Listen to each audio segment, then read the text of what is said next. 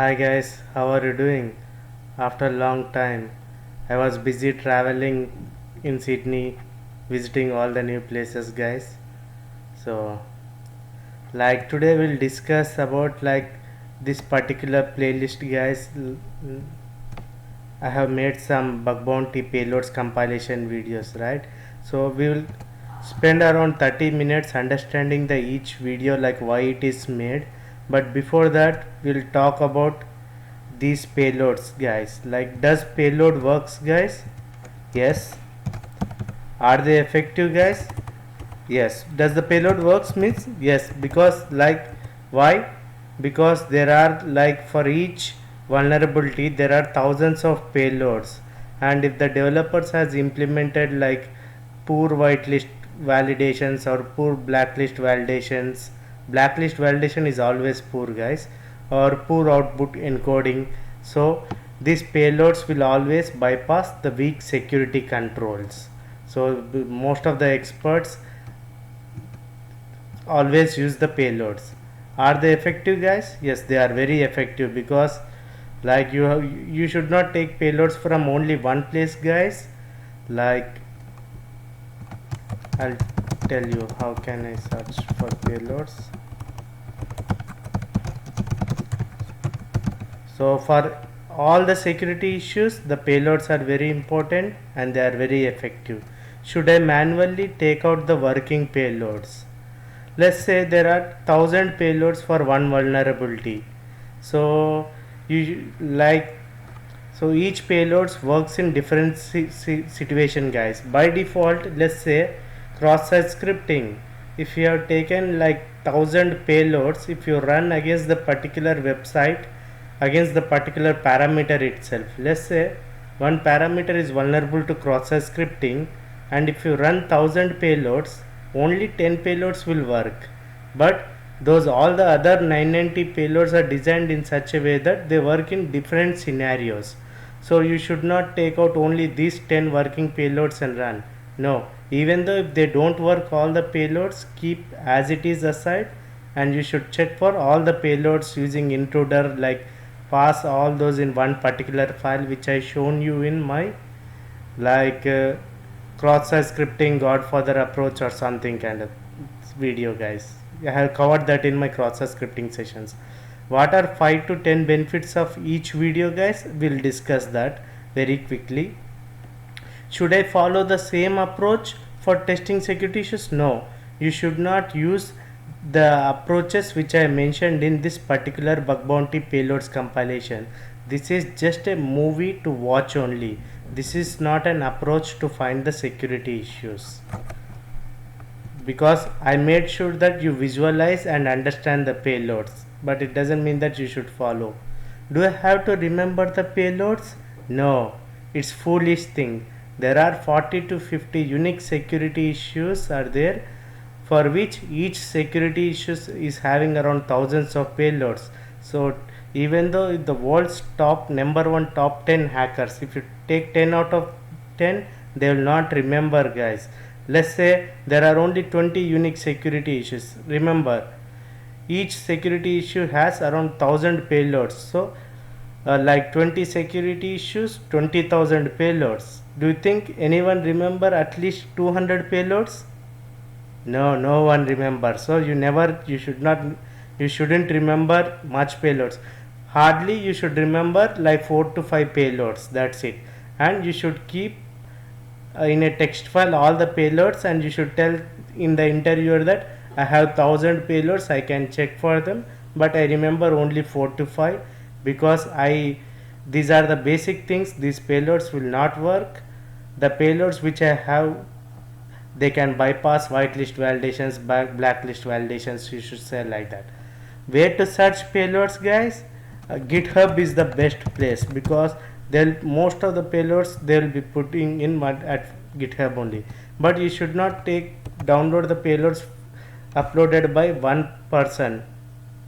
You should take the payloads from 30 to 40 different websites and consolidate them and check all at once.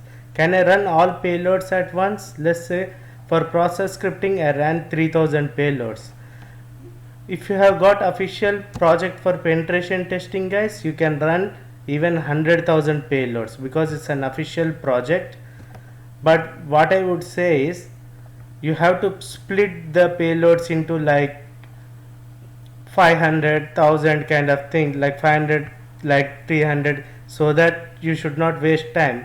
Because if you run the first 500 payloads and if you have found the security issue, you don't have to run all the other payloads, right? Our job is to confirm the security issues. So these things you will learn by experience day by day. For example, in this cross-site scripting video I ran 3000 videos. Instead of that, if I get an official project, I will first run only first 300 payloads at once. Definitely it will be, yeah. Is it illegal to use payloads? No, guys, it's not illegal.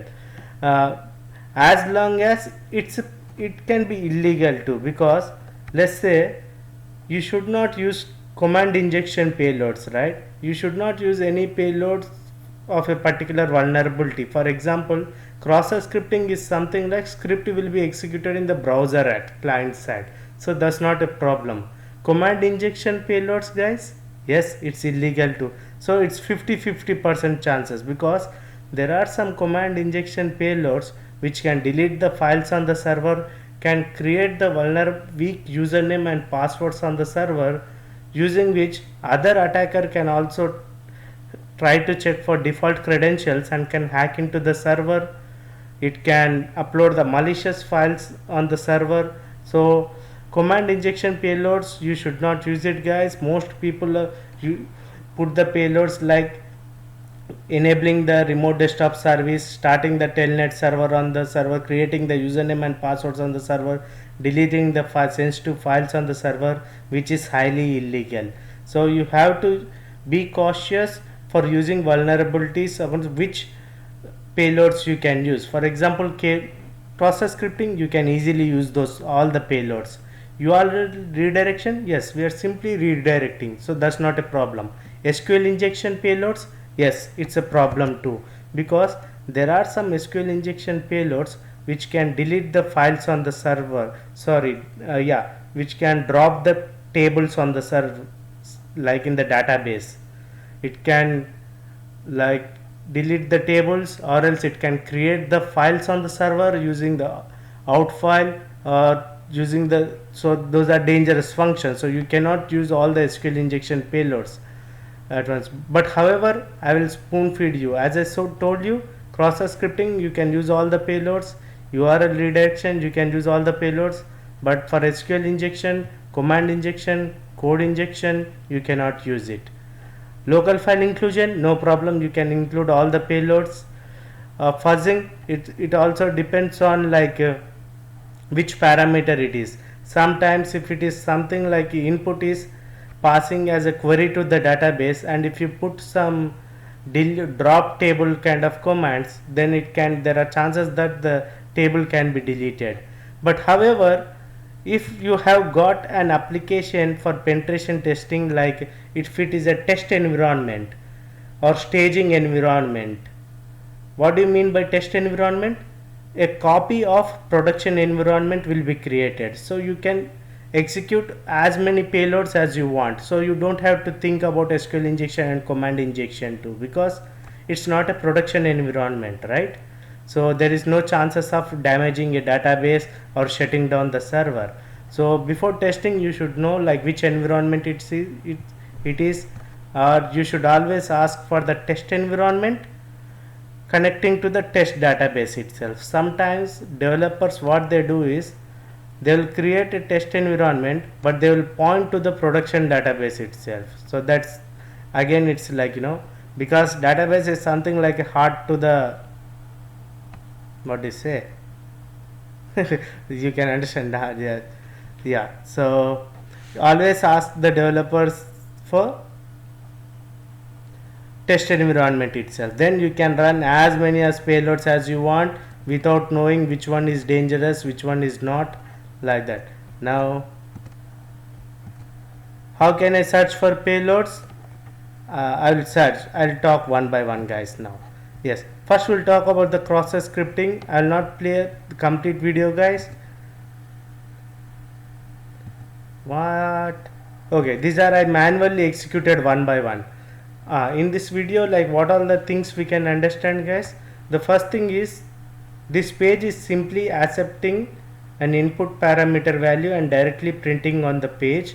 The code is also shown in this video, guys. So I was copying one by one payload and I am executing it to see if the particular payload did not execute, means it's not working in this scenario, but it will work in other scenarios. You should not think that this will never work and delete that. Okay guys, that's a very important thing. Now we'll talk about URL redirection, guys. So I have downloaded around some thousands of payloads, guys. So in this video what you need to observe is, like as you can see, I was passing a payload here. So for every payload it is showing the status 302. 302 status code means it's a redirection. So that means this payload is working. So you should think that way, guys. So and this, you can also see the payloads here. If my video is not clear, you can, quality is poor, so that's okay. If it's on a big screen or if it's on a projector movie, you just watch it, guys. You don't have to remember the payload. Each payload is passed as a parameter value here. So once you come across this 302, you can stop this when you are checking for the particular parameter value, because it's redirecting, right? So now whether that is one thing, guys. URL redirection, SQL injection, huge payload list, guys. So what I was doing here, yes, this is very interesting, guys. URL redirection, anyhow you have, everyone is very simple, like URL is equal to some URL you will give, and if it is redirected to a particular site, then it's a issue. If it is not redirected, then there is some validation, and to bypass it there are thousands of payloads. Okay, now how I can search for URL redirection payloads. Now we'll search for that URL redirection payloads, GitHub. Someone is mentioned. So you should not take only from this site. You have to open at least 10 different websites. You have to consolidate all in particular page. Okay, here people have given, guys. Okay, and always remember, guys, if there are sometimes there is something website called whitelistdomain.tld something, rename it to any website accordingly, because like all the time, like it will be like, let's say if you are using this particular some like google.com URL redirection, if you are sending some 1000 payloads, this is treated as, some payloads are treated as something like, I will tell you, guys. For example, at google.com, right? So this is considered as username passing to the particular domain, something like, so you must be careful. Like example, when you see something like Uday colon, this will be treated as username, and password we are passing it to the google.com when we try to put that in the browser. Like sometimes the request will be sent, I don't remember this, I'm so sorry, guys. Like I did long before, maybe Uday colon B.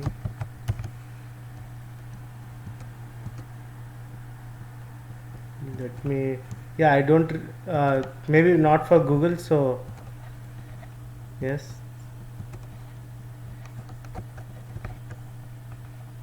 let me start WAMP and try to check it on the local machine, local host itself, what I was trying to say. I used to do that like long before, and it was never useful for me again later. So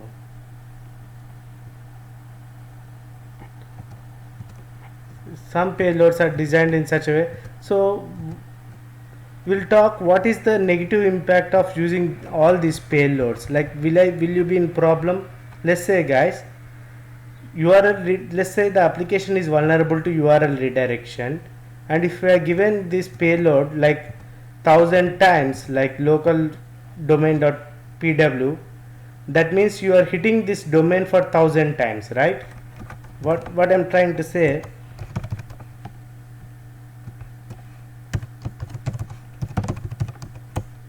localhost slash index.php $URL equal to, let's say URL redirection, when you pass all these payloads, like every time when you give this is redirecting to this particular website. But if the local domain.pw was entered like 50 times, it's like you're trying to hit that website for 50 times. So that could be considered some malicious, right? Second thing which I wanted to tell you, which could be a serious problem too, like Uday Bini at localhost. Okay, now what? Okay, Uday at,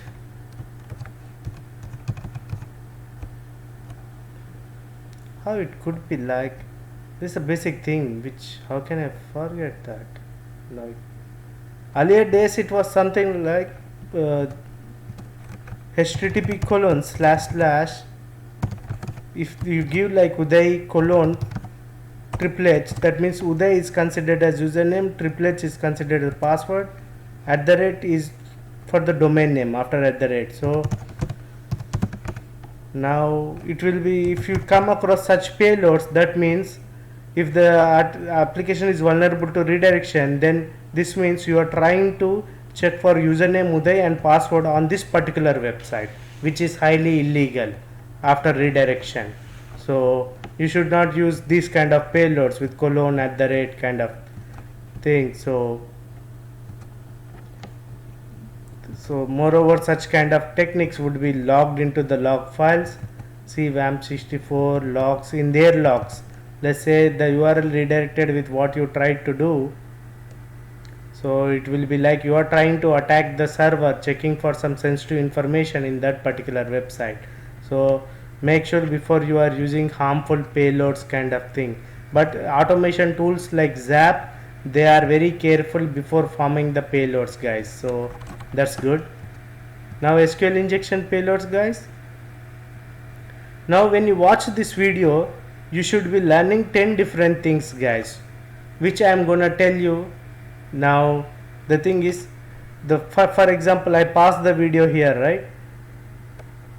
When you are checking for SQL injection, you got one more error here. What is this, guys? Information disclosure through error messages, which is disclosing the database, type of database, MariaDB used by the application. That is one issue. And all the payloads you can see here in the burp suite too. Burp suite might not be clear. I just made it so maybe the quality of video is poor. I should focus on the 4K quality video now later. So when you try to, like, let me open the same payload page, guys, localhost.php. This is very interesting, guys. You must watch that SQL injection video because you will be learning 10 different things. Yes, so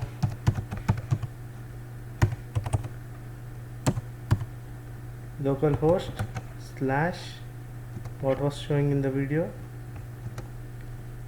sql.php (f is equal to). Okay, guys. Now if you could see, as soon as I entered one, right? So there was some situation when I entered ID equal to, it returned all the details from the database. Can you see, guys, why it is? You don't need to write down the biggest commands like or else the complex commands like one space and one equal to one, one space and one equal to two, or space union space all space select. This one can bypass the whitelisting validations or firewalls or intrusion detection systems, intrusion prevention system. How simple is this? Now you guys watch the video and try to understand for what all the parameters. You without giving anything, I can also function directly pass the function itself, sleep 5. Can you see? Now the sleep method is getting executed. That's the reason why it is loading now. 1, 2, 3, 4, 5. Why it is taking more time? Think about it. But however, this is executing, the sleep is. But when you give the as 5 seconds, it is taking more than that. Now I'll tell you why it takes exactly 75 seconds. I'll tell you in my SQL injection video, that is a separate topic. So keep a note of like each payload, what is the different thing which you are observing here. That is very important. For example, integer 1 minus sleep 1, yeah, it will take 1 second to load the results. This works, and check for all those things, all the times which all the payloads should work, and also the second payloads like 1 and yes, it was loaded, and 1 and sleep. Okay, I roamed a lot today, guys, so I was little tired. I was thinking I'll put only 1, guys. Now can you see, guys, within 1 second the result is shown. If I put as 4 seconds, it will take 4 seconds. 1, 2, 3, 4. Yeah. So I'll be talking about SQL injection, very interesting video, that's later, guys. So what I would suggest you is watch all the payloads one by one in this video on a full screen and try to see this error. If you come across same error all the time, ignore it. But if you see something interesting in the different videos, command, if any command is executed and output is different apart from these things, this is not different, guys. Whatever the payload you are executing, the payload is reflecting back. So using SQL injection, can someone execute cross scripting also? Yes, because the data which you have given for sometimes, what's happening, guys? Convert int, everything is printing on the page. So here try to put the XSS payload and see whether if it reflects back or not. If it reflects back, then it's an XSS issue. So it works for sure. So similar thing, observe 10 different things, guys, not the same thing, different categories, like I told you, right? Sleep function, or else just with alphanumeric ABCD ID we got it, yes. Now what are the disadvantages of using too many SQL injection payloads, guys? When you have a list, look into that, whether it's having any sensitive, like deleting the tables or else creating the files on the server, like using out file methods, and try to remove them. If you are using on the production environment, you should remove them. If you are on test environment, you can use them directly. But URL redirection payloads, be careful, even if you are using on the production environment, even on the test environment, because you are redirecting to some other website, right? That means a request is going to whatever the URL you are giving there. So some people give us username / password @ website, right? All those things will be sent as an attack to that particular website. So you must be very careful before using any kind of payloads. Yes. Now huge XSS payloads. What are the 10 things you should observe in this, guys? Now each payload which I have given here, they can be printed here, guys, and they can be shown in the GUI, and it is an executable here. It is executing here. Actually it won't execute here because in the backend I put code in such a way that encode for HTML kind of thing, like escape HTML characters kind of thing, so. Now what are the 7-8 things you should be observing that video, guys? You should not remember, what are the how hackers use 10 different things to confirm XSS. One is color. Some people in this video, someone used the red color payload. Say if the output becomes red, that means that payload was working. and the second thing is that button, right? There will be one button will be created. When you click on that button, alert box will be generated. Other thing is on mouse. That means whenever you should move your mouse to that window to execute cross-site scripting. Second thing is on key. That means you have to press any key.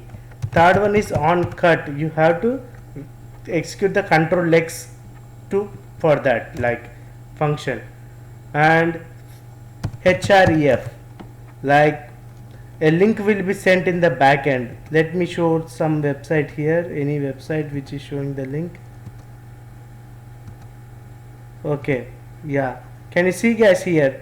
If you could see it, like get -x, that means I have to go 1 second before to that. No, it's gone. Okay, it's very clear. So the order, if you see guys, is bottom to top, 9064 9065. I was creating somewhere like the payload here, image src is equal to x or something, google.com, then it was redirected to /x, the request was sent. That means you have to check for that particular payload, like what's happening in the backend too. This video is why it is not clear. I thought the video was recording nice, but that's okay. Let's see guys, here there is one payload. If you could see script like src equal to localhost /xss.js. so as soon the script was executed, the script did not redirect to JS file, but below to that if you see localhost.xss.js, then immediately in the back end the request was sent to xss.js. I'm sorry guys, I'm now realized that the video quality is very poor, but however you try to watch it, at least you will be understanding how things shown in the front end.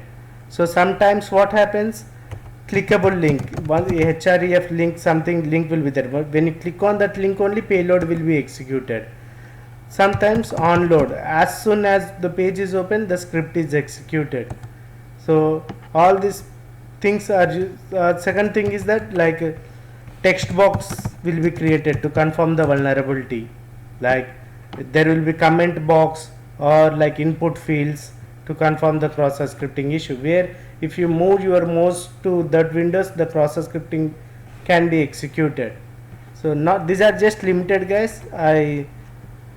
I don't remember like how many I have observed in these payloads. So just watch like a video to confirm these vulnerabilities. So there is no harm in using the vulnerabilities, but again as I said, for example, let's say there is a harm too guys. Now sorry, like let me tell you like what is the harm for XSS when you use too many payloads. Okay, this is an interesting thing to learn, because everyone gives you a payloads but he'll not tell you like what is the drawbacks of using those payloads, will you be in a problem or not. So for example, let's say there is some payload image src is equal to x kind of thing, or whatever it is, like http:/facebook.com. let's say this is some website. Okay, then it will be something like that. Now what happens guys, as soon this payload executes in the back end, the request will be sent to this site with this path. That means you are trying to check for etc password in this particular Facebook, which is illegal, right? Second thing is any trusted website, like any website like bing.com/xss.js. that means you are trying to look for this particular file which doesn't exist in this particular bing.com website, which is also illegal. That means you are trying to check for files which doesn't exist on that particular, right? So be careful when you are using the payloads, too many payloads kind of thing. It will take only few minutes of work to modify it. Like what you're gonna do is guys, for XSS payloads, replace all the website names with localhost / no need to put localhost.com, extension is not required, just localhost. or else zap tool is more than enough. Yeah, second thing is, let's say in a cross-site scripting, I just wanted to tell you guys, when you enter this payload, if it is reflected back as it is in the HTML response, but the script is not executed and the content type is HTML itself, so is the particular page is vulnerable to XSS or not? Yes guys. So what happens, sometimes your data value is reflected back within the functions or within the JSON inputs, so you need to close those input tags accordingly in order to script to be executed. So that's not a rocket science guys. If you run the automation tools or too many payloads, one or the other payload will cover, like will make sure that the script will be executed. Local file inclusion guys, there is no harm guys. Even though if you are trying to read all the sensitive critical internal files, that's not a problem on the test environment. Like, but what I do is, as soon I find an issue, like if one payload works, I'll stop it. I'll not run hundreds of payloads, right, to confirm the vulnerability. Yes. Now this is the fuzzing guys. Similarly, you need to note down the fuzzing here. Let's say for integer, I what have used here. Yes, it is taking some parameter value and like forming a backend query. So I passed all the different types of fuzzing payloads to see like different types of errors. So sometimes you can see what happens if you send integer 1 as 1.5, or else if you send a string, or else if you send the big range of inputs. So you can try to understand like what all the different errors. So I have covered like what all the payloads and how to search for the payloads. My main intention is this one guys. So payloads always works guys, but you need to alter the payloads. You like one time when you download it on your machine, like you cannot put example.com, because example.com, I think it's a website itself. This domain is examples. You may use this domain in literature without prior coordination for asking a permission. So you are not in a trouble when you use example.com payload guys. That's a good sign. Now let's see other payload here. Let me close down other windows guys. Now okay, localhost.pw. Now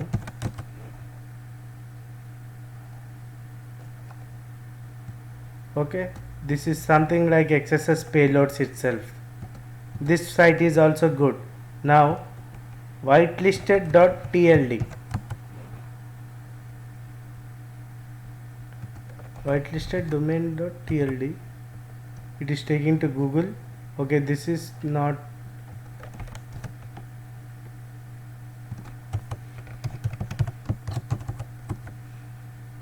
this site cannot be reached at this moment. The site doesn't exist.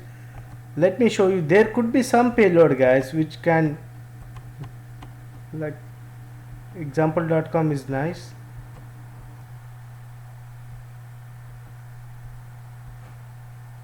See google.com, you have to replace Google with, Google doesn't make any issues, but it's good idea to replace google.com with localhost guys. See now this one. Now what is this? This is the IP address, right? Some website, google.com itself. Okay, that's good.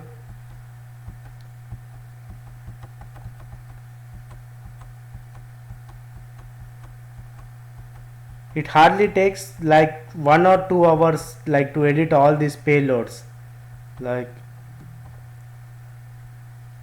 URL redirection. However, if you come across only the main site and if it is not sending any sensitive internal path like hello.js or something, then that's not a major concern.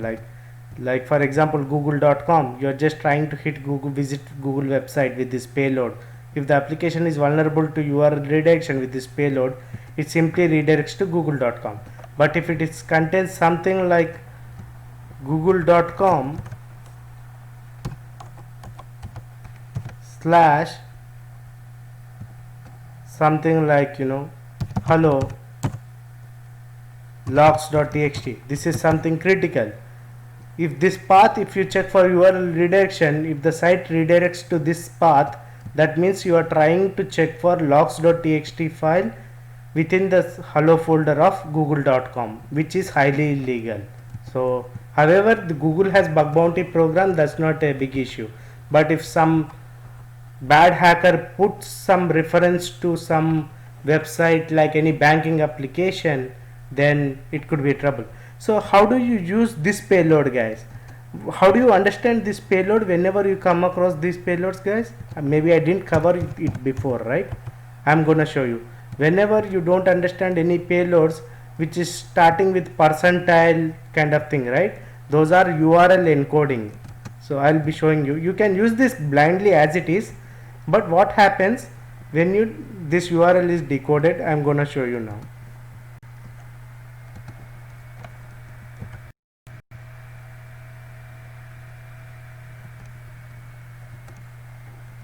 Let me know if this video is useful or not, guys, because this is majorly for beginners to understand lots of things. However, even for experts it's good. How many times did I open? Okay, 2 times. In the burp suite we have the URL decoder option to understand. See guys, there is something like bing.com something and is something omise.co website, so you don't need to use that particular payload.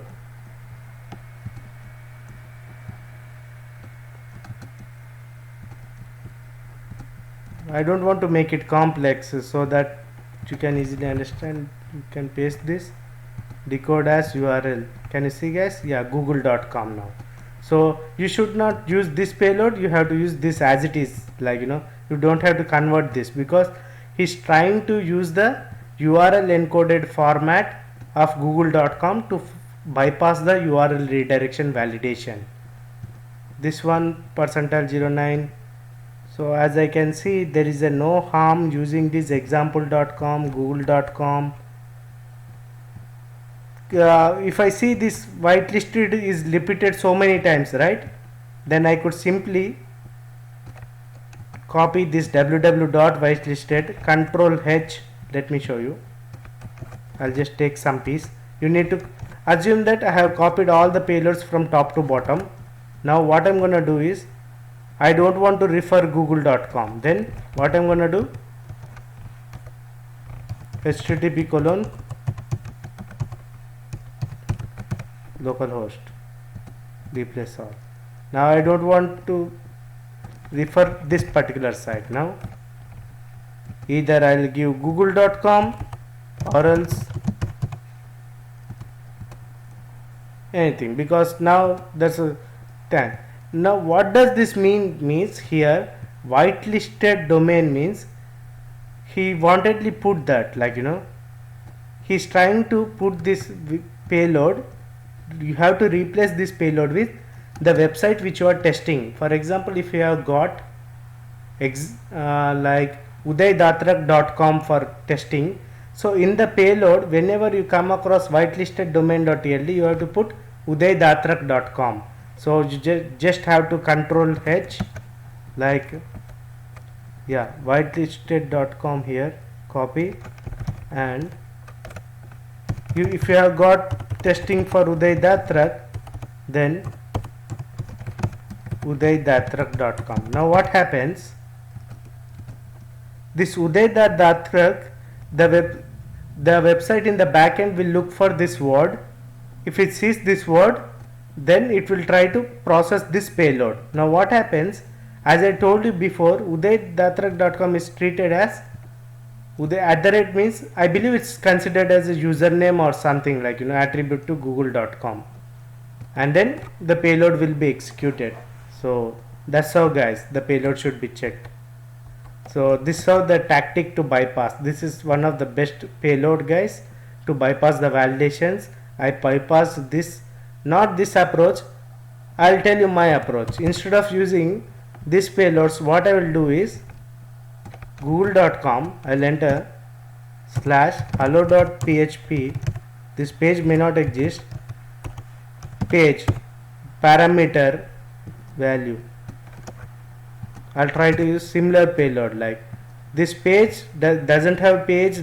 We don't have any page hello.php on Google, but in this keyword we have whitelisted domain, the domain name which we have got for testing. As soon as the website sees this keyword, it will process this payload and then it will redirect to which site? google.com, because like that. So or else I can give this directly as a something like this too, something. So I can use any of the payload like so, but you don't have to use hundreds of payloads, guys. First check like first 50, first 30 kind of thing. See, you will definitely bypass it. You don't have to use it all the time, so too many payloads. So now, because I'll cover everything in depth, don't have to worry. Like make sure that I will give you like 20 to 30 payloads for each security issue. You'll at least understand that the application is vulnerable for sure. That's more than enough to prove it. It's not necessary. If the application is vulnerable to SQL injection, you have to go in depth, steal the database, create the files on the server, delete the files on the server, or drop the tables or corrupt the database. You don't have to do all those things. Being a security tester, your job is to confirm the vulnerability. For that, we don't have to remember thousands of payloads, because most people, they will end up like for SQL injection, they will exhaust themselves, go in depth like integer based SQL injection, string based SQL injection, in-band SQL injection, out-band SQL injection, second order SQL injection, blind SQL injection. They go in depth kind of thing. Again, union based SQL injections kind of thing. So if you try to focus in depth on only on one thing, it's very hard like but these things can be taken care by automation scripts, which I am going to prove it to you in the later sessions. Or else we will try to use some easy payloads which will write down in a notepad but will not remember them. We will try to always use them, guys, okay? But to attend the interviews and to answer, at least you have to tell them the basic payloads. For SQL injection, I will tell you. For process scripting, you already known. However, I will make a 1 hour video on interviews, so that I will cover like 50 questions on the interviews, like how to answer all those, guys. Okay, thank you.